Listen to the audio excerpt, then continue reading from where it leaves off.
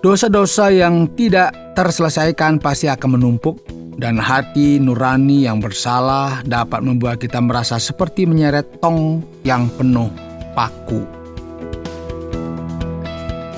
Selamat datang di Jalan 66, program pembelajaran Alkitab yang menjelaskan pasal demi pasal yang akan berguna untuk melihat kebenaran rohani yang bermanfaat bagi pendengar.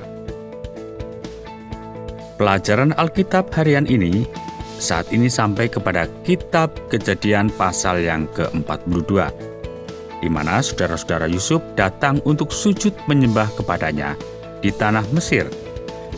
Hal ini sebenarnya menggenapi tentang apa yang menjadi mimpi yang dialami oleh Yusuf beberapa tahun sebelumnya. Saya, Oti Priambodo, saat ini bersama dengan Pak Yohanes, narasumber kita, akan memimpin pelajaran kita dengan tema ledakan dari masa lalu. Saudara yang setia bersama dengan kami di program Jalan 66, saya berharap saudara akan tetap dikuatkan, diteguhkan iman kita, dan setia mengiring Tuhan kita Yesus Kristus. Ya, kita masih berada dalam kitab Kejadian. Dan kita tahu juga ya bagaimana Allah menggerakkan berbagai peristiwa di dalam kehidupan ini, secara khusus dalam kehidupan Yusuf, yang tadinya dia berada dalam titik terendah dalam kehidupannya, dan akhirnya Tuhan meninggikan dia dengan sangat luar biasa. Dan kita tahu dia diangkat, dilantik menjadi Perdana Menteri, gitu ya, menjadi orang yang berkuasa. Tadinya dia kan bermimpi, dia sampaikan kepada saudara-saudaranya seperti dikatakan bahwa bulan dan bintang akan menyembah dia. Ya ini kan terjadi sekarang kan, dia diangkat menjadi orang yang berkuasa nomor 2 lah di Mesir. Dan kita tahu di sini, ini sebuah kisah yang sangat luar biasa ketika dia ada di penjara dan dia dilupakan di sana, dan kita tahu ada 13 tahun di penjara. Dan pada akhirnya pada waktunya ketika Firaun bermimpi dan akhirnya Yusuf bisa menafsirkan mimpi itu, dan kita tahu bagaimana akhirnya Yusuf menjadi orang nomor 2 di negeri Mesir. Dan ini satu hal yang sangat luar biasa ketika terjadi kelaparan di Mesir 7 tahun, sudah diberitahu juga, dan bagaimana Yusuf ini mengumpulkan semua bahan makanan di lumbung-lumbung di setiap kota pada masa 7 tahun kelimpahan, dan ketika terjadi kelaparan, mulai dibuka lumbung-lumbung ini, kalau sekarang mungkin bulog begitu ya, logistik dibuka, mulai rakyat Mesir membeli dari Yusuf. Dan kita lihat luar biasa, dia diberi hikmat, diberi kuasa oleh Tuhan dengan sangat-sangat luar biasa. Dan ini sesuatu yang tidak pernah dipikirkan oleh Yusuf, dan ini terjadi dalam kehidupannya. Nah, sekarang saya mengajak kita untuk melihat di pasal 42, dan kita akan membaca mulai ayat yang pertama. Setelah Yakub mendapat kabar bahwa ada gandum di Mesir, berkatalah ia kepada anak-anaknya, "Mengapa kamu berpandang-pandangan aja?" Lagi katanya, "Telah ku dengar bahwa ada gandum di Mesir. Pergilah ke sana dan belilah gandum di sana untuk kita, supaya kita tetap hidup dan jangan mati." Lalu pergilah 10 orang saudara Yusuf untuk membeli gandum di Mesir. Tetapi Yakub tidak membiarkan Benyamin adik Yusuf pergi bersama-sama dengan saudara-saudaranya, sebab pikirnya, jangan-jangan ia ditimpa kecelakaan nanti. Jadi di antara orang yang datang membeli gandum terdapat jugalah anak-anak Israel, sebab ada kelaparan di tanah Kanaan. Sementara itu, Yusuf telah menjadi mangku bumi di negeri itu. Dialah yang menjual gandum kepada seluruh rakyat negeri itu. Jadi ketika saudara-saudara Yusuf datang, kepadanya lah mereka menghadap dan sujud dengan mukanya sampai ke tanah. Ketika Yusuf melihat saudara-saudaranya, segeralah mereka dikenalnya. Tetapi ia berlaku seolah-olah ia seorang asing kepada mereka. Ia menegur mereka dengan membentak, katanya, "Dari mana kamu?" Jawab mereka, "Dari tanah Kanaan, untuk membeli bahan makanan." Memang Yusuf mengenal saudara-saudaranya itu, tetapi dia tidak dikenal mereka. Lalu teringatlah Yusuf akan mimpi-mimpinya tentang mereka. Berkatalah ia kepada mereka, "Kamu ini pengintai. Kamu datang untuk melihat-lihat di mana negeri ini tidak dijaga." Tetapi jawab mereka, "Tidak, tuanku. Hanyalah untuk membeli bahan makanan hamba-hambamu ini datang. Kami ini sekalian anak dari satu ayah. Kami ini orang jujur. Hamba-hambamu ini bukanlah pengintai." Saudara perhatikan, Yusuf ini kan seperti berkata kasar kepada saudara-saudaranya. Ya, karena bukan ingin balas dendam, tetapi untuk melihat apakah mereka ini bertobat atas apa yang telah mereka lakukan kepadanya. Dan perhatikan saudara, ia juga berusaha mencari tahu apakah ayahnya Yakub dan adiknya Benyamin masih hidup. Tetapi ia berkata kepada mereka, "Tidak, kamu datang untuk melihat-lihat di mana negeri ini tidak terjaga." Jadi Yusuf seakan-akan menuduh mereka sebagai mata-mata. Lalu jawab mereka, "Hamba-hambamu ini 12 orang. Kami bersaudara, anak dari satu ayah di tanah Kanaan. Tetapi yang bungsu sekarang ada pada ayah kami, dan seorang sudah tidak ada lagi." Itu berarti Yusuf ya maksudnya. Tapi sekarang Yusuf tahu apa yang perlu dia ketahui, ayahnya dan Benyamin masih hidup. Itu ada di tanah Kanaan. Lalu kata Yusuf kepada mereka, "Sudahlah, seperti telah kukatakan kepadamu tadi, kamu ini pengintai. Dalam hal ini juga kamu harus diuji demi hidup Firaun. Kamu tidak akan pergi dari sini jika saudaramu yang bungsu itu tidak datang kemari. Suruhlah seorang daripadamu untuk menjemput adikmu itu. Tetapi kamu ini harus tinggal terkurung di sini.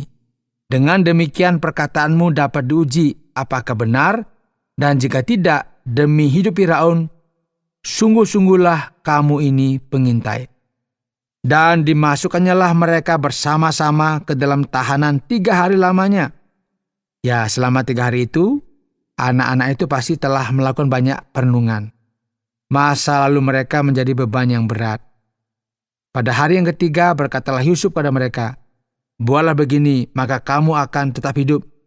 Aku takut akan Allah. Jika kamu orang jujur, biarkanlah dari kamu bersaudara tinggal seorang terkurung dalam rumah tahanan. Tetapi pergilah kamu, bawalah gandum untuk meredakan lapar seisi rumahmu. Tetapi saudaramu yang bungsu itu haruslah kamu bawa kepadaku, supaya perkataanmu itu ternyata benar dan kamu jangan mati." Demikianlah dia berbuat mereka. Dan ini adalah secercah harapan ya, yang dimiliki setelah 3 hari berkeringat. Ada di dalam kurungan gitulah. Bahwa orang Mesir yang berkuasa ini, saudara mereka sendiri yang tidak mereka kenal. Ternyata mereka mendengar bahwa Yusuf ini takut akan Allah. Mereka berkata seorang kepada yang lain, "Betul-betullah kita menanggung akibat dosa kita terhadap adik kita itu. Bukankah kita melihat bagaimana sesak hatinya ketika ia memohon belas kasihan kepada kita, tetapi kita tidak mendengarkan permohonannya. Itulah sebabnya kesesakan ini menimpa kita sekarang." Lalu Ruben menjawab mereka, "Bukankah dahulu kukatakan kepadamu, janganlah kamu berbuat dosa terhadap anak itu? Tetapi kamu tidak mendengarkan perkataanku. Sekarang darahnya dituntut daripada kita." Tetapi mereka tidak tahu bahwa Yusuf mengerti perkataan mereka, sebab mereka memakai seorang juru bahasa. Maka Yusuf mengundurkan diri dari mereka, lalu menangis. Kemudian ia kembali kepada mereka dan berkata-kata dengan mereka.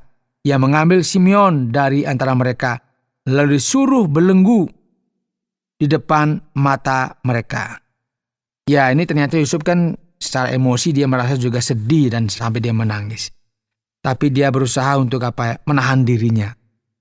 Sesudah itu Yusuf memerintahkan bahwa tempat gandum mereka akan diisi dengan gandum dan bahwa uang mereka masing-masing akan dikembalikan ke dalam karungnya, serta bekal mereka di jalan akan diberikan kepada mereka.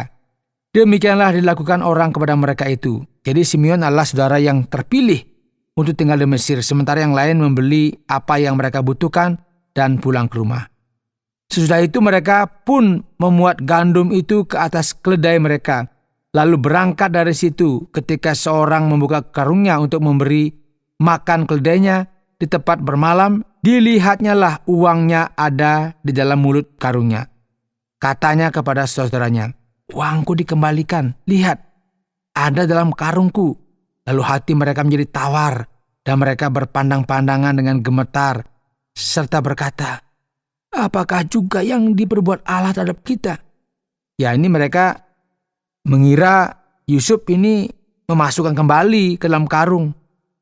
Jadi ini sesuatu yang sesuatu yang mungkin jebakan begitu ya.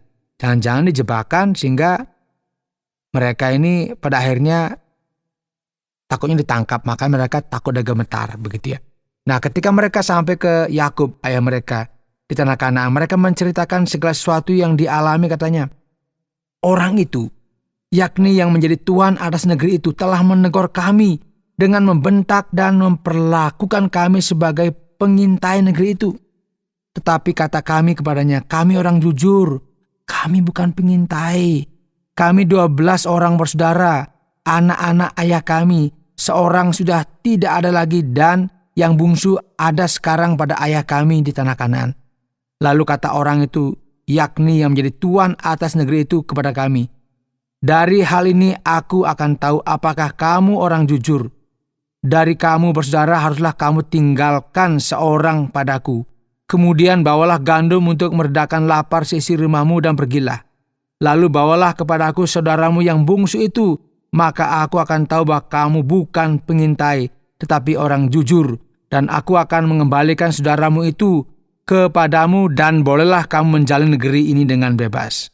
Ketika mereka mengosongkan karungnya, tampaklah ada pundi-pundi uang masing-masing dalam karungnya. Dan ketika mereka berserta ayah mereka melihat pundi-pundi uang itu, ketakutanlah mereka. Dan Yakub ayah mereka berkata kepada mereka, "Kamu membuat aku kehilangan anak-anakku. Yusuf tidak ada lagi, dan Simeon tidak ada lagi. Sekarang Benyamin pun hendak kamu bawa juga. Aku inilah yang menanggung segala-galanya itu." Lalu berkatalah Ruben kepada ayahnya, "Kedua anakku laki-laki boleh engkau bunuh, jika ia tidak kubawa kepadamu. Serahkanlah dia ke dalam tanganku, maka dia akan kubawa kembali kepadamu." Tetapi jawabnya, "Anakku itu tidak akan pergi ke sana bersama-sama dengan kamu. Sebab kakaknya telah mati, dan hanya dialah yang tinggal. Jika dia ditimpa kecelakaan di jalan yang akan kamu tempuh, maka tentulah kamu akan menyebabkan aku yang ubanan ini turun ke dunia orang mati karena duka cita." Saudara, kita ingat bahwa Yusuf dulunya adalah anak kesayangan ayahnya. Ini ditolak oleh saudara-saudaranya. Kini Yusuf menjadi salah satu orang yang paling berkuasa di dunia. Dan saudaranya yang sangat membencinya, yang telah menjualnya ke dalam perbudakan, kini berlutut di hadapannya, dan pada dasarnya mereka berada di bawah belas kasihannya. Sekarang, terlepas dari semua rasa sakit, kesedihan ini, dalam beberapa program kita selanjutnya, ya kita akan mengetahui bagaimana Allah akan membuat anugerahnya melimpah dan mengubah apa yang tadinya dimaksudkan untuk kejahatan, ternyata sekarang untuk kebaikan. Anda sedang mendengarkan Jalan 66, program pendalaman Alkitab yang membahas pasal demi pasal. Dan kali ini kita sampai kepada pembahasan Kitab Kejadian pasal yang ke-42. Saya, Oti Prambodo, pembawa acara, dan juga Pak Yohanes akan kembali untuk kita melihat dalam pembahasan Kitab Kejadian pasal yang ke-42 ini. Pak Yohanes, kita pernah mempelajari tentang kerajaan Mesir di sekolah kita. Tapi saya tidak terlalu ingat persis menemukan tentang kisah Yusuf yang sangat penting dalam bagian Alkitab ini. Nah, dapatkah kita yakin bahwa ini semua benar? Dan apakah kisah Yusuf ini dicatat di tempat lain? Ya Pak Oti, kisah Yusuf di Mesir tidak ditemukan dalam arsip sejarah Mesir dan banyak pengkritik Alkitab yang menggunakan fakta ini untuk mengatakan bahwa kisah ini tidak pernah benar-benar terjadi. Tetapi hanya karena sejarawan tidak mencatat sesuatu, ya tidak berarti itu nggak pernah terjadi. Kisah kejadian itu sendiri ini adalah sebuah laporan. Dan setidaknya dapat diandalkan seperti sejarah sekuler lainnya. Nah, segala sesuatu yang terjadi dalam kisah ini memiliki kesejajaran dalam sejarah Mesir. Ada kesamaan dalam sastra Mesir dengan kisah Yusuf. Tetapi nama-namanya telah diubah. Tidak ada yang suka mengakui bahwa orang asing bisa datang ke kerajaan mereka dan menjadi pahlawan, ya kan? Nggak mungkin lah, wah ini dulu orang asing, tiba-tiba dia menjadi pahlawan di sini. Ini nggak mungkin dicatat, saudara. Karena ini kan mempermalukan negara sendiri. Misalnya kita lihat di sini ya, ada catatan yang disebut surat-surat Amarna. Sebuah dokumen yang sangat penting di Timur Tengah. Ya, surat-surat ini mengatakan bahwa Firaun memusnahkan bangsa Israel. Ya, ini sama sekali nggak benar ya. Jadi, catatan resmi dari peradaban kuno seringkali mencerminkan kepentingan politik para raja. Dan belum tentu akurat dalam semua detailnya. Di Mesir kuno, di mana Firaun dianggap sebagai manusia setengah dewa, sangat penting untuk membuat Firaun terlihat baik. Jadi kisah Yusuf mungkin tidak berhasil melewati editor sejarah pada masa itu karena ini ada kepentingan-kepentingan yang disebut dengan kepentingan politik. Apalagi kita tahu ya, Yusuf ini kan orang asing, orang Ibrani, budak, jadi pemerintah di negeri Mesir. Pastilah ini diedit begitu ya, supaya jangan sampai kelihatan, oh ternyata yang menolong orang Mesir itu ya seorang budak, begitu kira-kira. Menurut Pak Yones, bagaimana mungkin Firaun mempercayakan seluruh kerajaan kepada seorang budak Ibrani yang tidak dikenal dan yang baru saja keluar dari penjara? Ya, Yusuf telah direkomendasikan kepada Firaun sebagai orang yang dapat menafsirkan mimpi dan kemampuan ini dipandang berasal dari para dewa. Jadi ketika Firaun melihat betapa percaya dirinya Yusuf dalam menafsirkan mimpi tentang kelaparan yang akan datang dan tampaknya langsung tahu ya apa yang harus dilakukan untuk mengatasinya. Tidak sulit ya untuk membayangkan mengapa Firaun memutuskan untuk mengangkat Yusuf. Jadi dia punya ide, punya gagasan, dan ini meyakinkan Firaun bahwa ini orang yang tepat yang harus mengatasi jika persoalan itu datang. Tetapi ingatlah, Allah sendirilah yang mengatur semua ini. Dialah yang memampukan Yusuf menafsirkan mimpi-mimpi itu dengan tepat dan dia menempatkan Yusuf pada posisi yang tepat pada waktu itu. Lantas, mengapa Yusuf harus mengalami semua pengalaman yang begitu sulit? Mengapa Allah tidak bisa langsung menempatkannya di atas tahta begitu? Ya, satu hal itu tergantung pada hal lainnya. Dia harus berada di penjara terlebih dahulu untuk dikenal sebagai penafsir mimpi. Nggak tiba-tiba dikenal, dia promo begitu ya, mungkin kalau ada sekarang ada media sosial dia promo, oh ya aku bisa menafsirkan mimpi, kan tidak. Dia harus masuk penjara, akhirnya dia dikenal di sana karena ada kejadian, itu kan kepala juru minum dan kepala juru roti itu kan bermimpi dan ditafsirkan oleh Yusuf. Nah, dikenallah dia dari situ gitu maksudnya. Jadi harus masuk penjara dulu sehingga dia dikenal dulu dan karakternya teruji sehingga dia pada akhirnya siap untuk melakukan pekerjaan selanjutnya.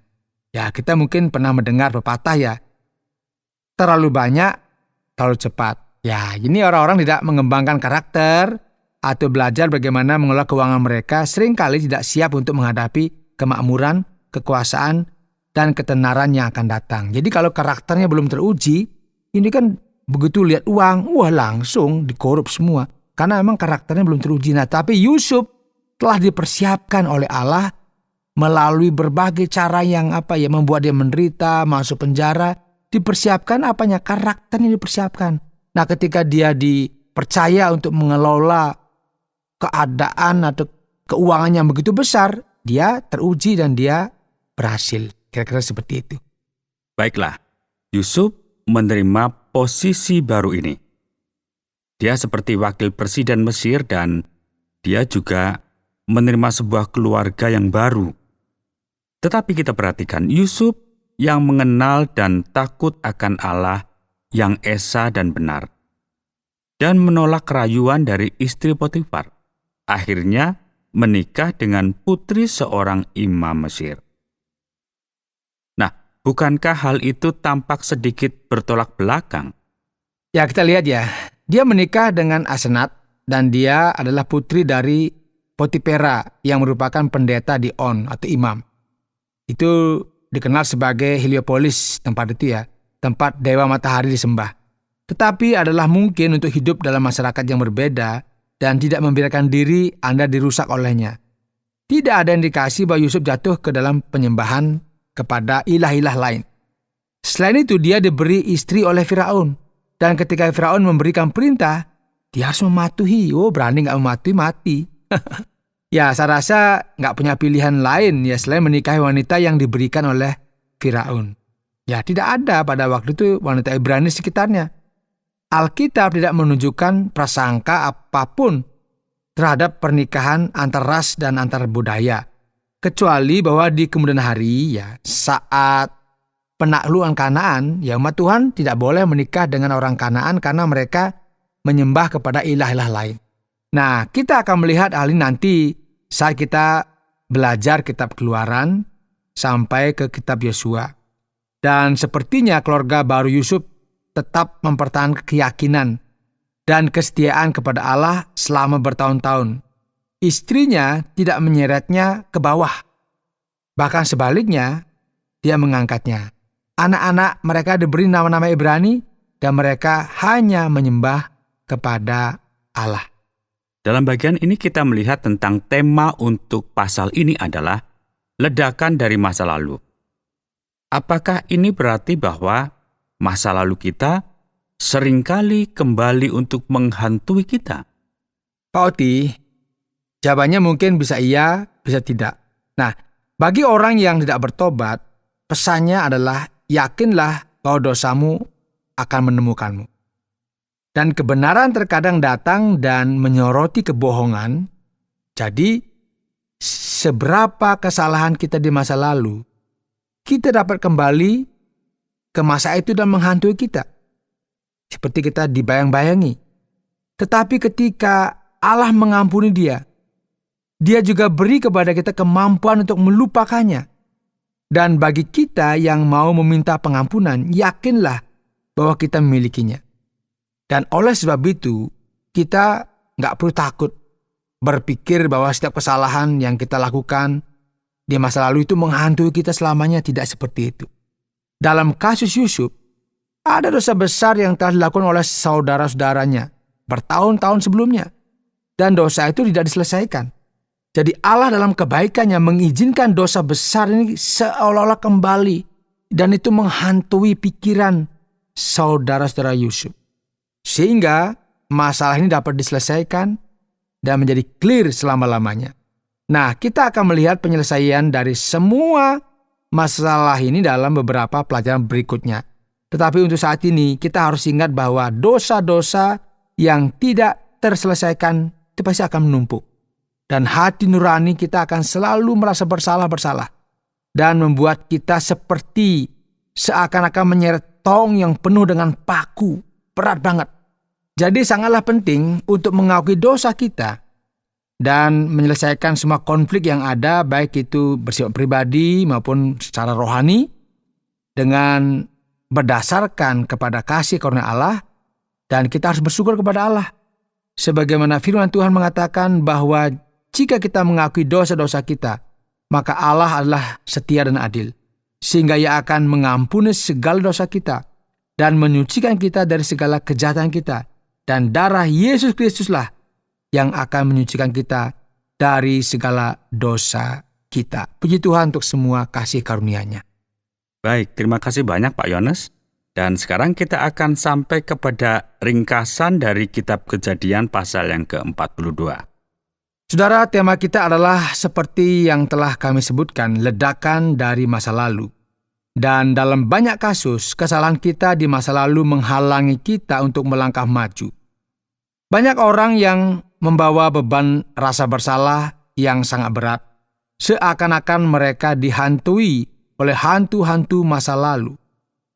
Pikirkanlah saudara Yusuf yang menghadapi kelaparan, harus pergi mengemis dan memohon kepada Mesir untuk mendapatkan sedikit makanan.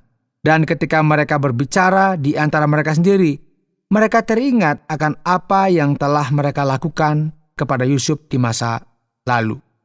Dan bagaimana hal ini tidak pernah terselesaikan.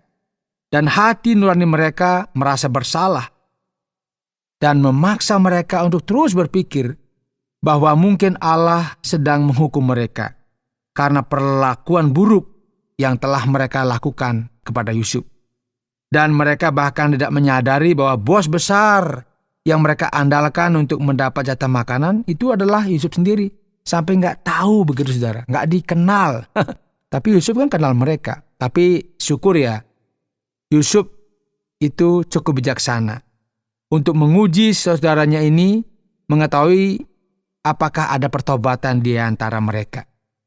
Dia tidak hanya siap untuk mengampuni, tetapi seperti yang kita lihat dalam beberapa pasal berikutnya, dia siap untuk memenuhi kebutuhan hidup mereka dan menyambut mereka untuk tinggal di Mesir bersama dengan mereka sampai kelaparan berakhir. Ini adalah kisah yang luar biasa, dan nantikanlah kesimpulannya yang luar biasa dalam beberapa pelajaran berikutnya. Baik, kita akan kembali lagi dengan kisah-kisah tentang kehidupan Yusuf dan bagaimana dia menyelamatkan keluarganya di Mesir. Saudara pendengar, karena waktu yang tidak memungkinkan, kita akhiri program Jalan 66 kali ini. Kami menantikan Anda untuk tetap mengikuti pelajaran berikut dalam lanjutan pembelajaran Alkitab yang memberikan pelajaran menyeluruh tentang firman Tuhan. Jika Anda memiliki pertanyaan atau berespon terhadap topik berhubungan dengan program ini, silakan menyampaikan melalui WhatsApp ke nomor 081 333 777 386 081 333 777 386. Terima kasih atas perhatian Anda.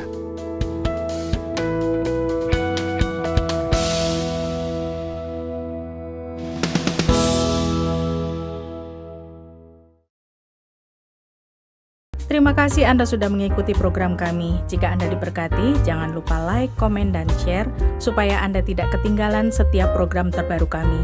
Jangan lupa juga untuk subscribe channelnya dan nyalakan loncengnya. Jika Anda ingin mendukung pelayanan kami, bisa melalui rekening kami berikut ini atau menghubungi kami di sini.